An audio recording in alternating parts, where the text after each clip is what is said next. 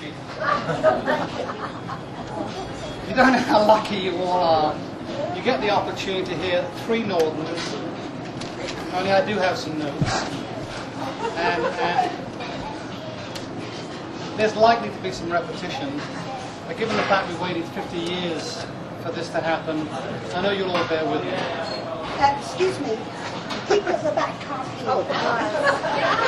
Then let me say at any time during the course of my few words, if you can't hear me, let's have a wave, okay? And I don't mean the wave. The first thing I want to do, very important to Julie and I, is to thank you all for coming here tonight. As I look through the table, I see you all as being family and our extended family. And if there's anything that Mum and Dad have done for us as kids, they've taught us the importance of being close and enjoying each other as family. And that extends to friends, of course, and I know how Mum and Dad feel about their friends. So, although I've been given some shit tonight from one of my cousins, which I can live with, there is someone maybe missing tonight, but in any event, I'm so glad you could all join us. This is a really important evening. Now, I'd be heartbroken if I didn't extend special thanks to 2 people. One is sitting here on my left, and her partner John. These guys work so hard to keep the secrecy, the integrity, the planning. It all works so wonderfully. Julie and I were at the hotel tonight before we came here, and we then arrived. We're coming over here, we're in the cab. I'm looking at Julie, and Julie looking at me, and we're on Spielkiss, and we're saying, if this is how we feel, can you imagine how Jackie must be feeling right now? And it works so wonderfully. So all I can say is, well done. Well done. John. Now, are you going to kiss John? Later. I also want to extend my thanks to my wonderful partner, Julie, who, we talk about closeness, talk about family. She's my best friend, she's my best family. I'm sorry, Mum and Dad, but that's all it is. And she worked so hard, so unselfishly to keep this evening together, and it's unbelievable, unbelievable. Anyway, I don't want, nor would you expect me to identify names. One of the things I didn't want to do tonight is to walk in here and walk up to someone and say, my God, I don't recognize him.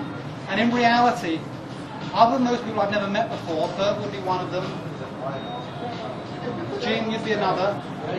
Well, I'm sorry, forgive me, a long time ago. You know what? You haven't changed. And that is not a compliment. I'm not trying to patronize you. You haven't changed. And I take great comfort from that. That's wonderful. Now, I want to say a few words to you both individually and then collectively. 50 years is a long time, and opportunities like this are few and far between.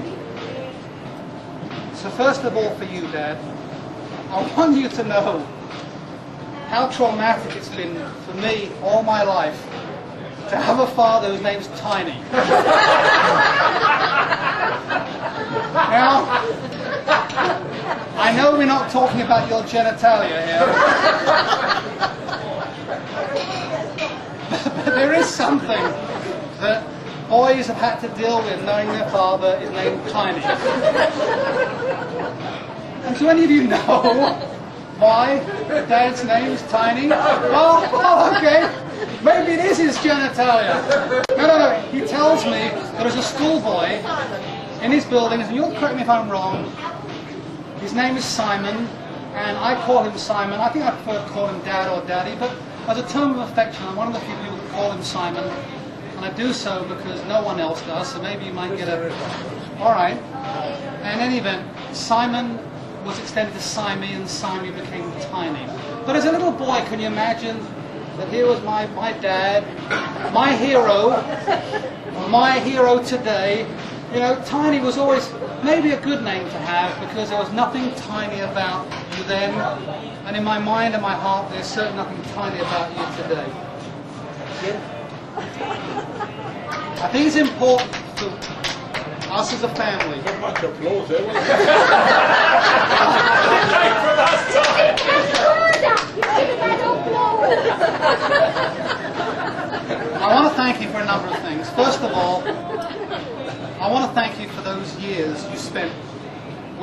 6.5 days a week in the market, work which by today's standard would be considered rough going. You know, guys, I don't remember a single day in my life where Dad came home and complained. Now, he may have beaten Mum a few times. That's not true either. But there wasn't one day of complaint. And I promise it's important to understand that we're talking about winters, summers, rain and shine. He was out there plying his trade, and we are grateful. Sorry.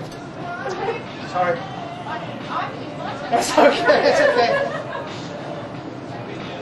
It's something which we don't say to you in public, we don't get the chance, but it's very important for us, for you to understand how appreciative we are. I particularly want to thank you for not thrashing me as often as I suspect you needed to. I've often wondered that when you come home from 12 hours in the market and you walk in and your wife is standing here saying, those bastards have been doing this, will you give them a good hiding? And all you want is your supper, you want to sit down and relax. Well, I caught a clip or two, but not as many as I probably deserve. Thanks very much indeed. I want to thank you for always, from the earliest memories, being my friend and our friend. Someone who we could rely upon, someone who we could confide in. The notion of paternalism, the notion of superiority was never there with this man. He would always be part of the family, someone who we could look to, speak with. There were no secrets, and this is important Dad will always turn around when I've thanked him and said, it's your mother, it's your mum. You're looking at a man with a heart of gold, who only knows how to give, and for that, we thank you.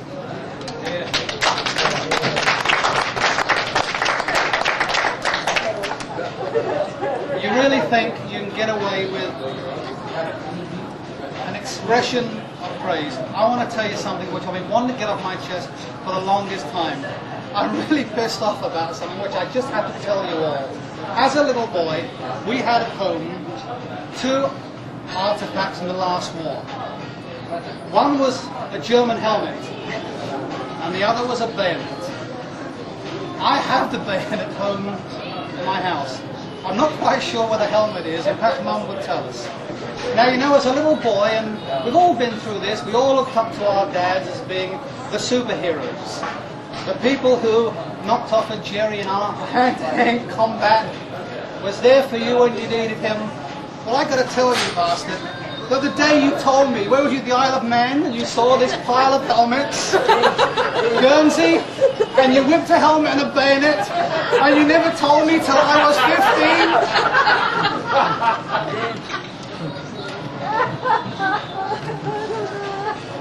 I'm not ashamed right now to say to you that, Dad, you're my hero. I love you. Your family love you. Congratulations. And men, they say, don't do this, but I'm happy to.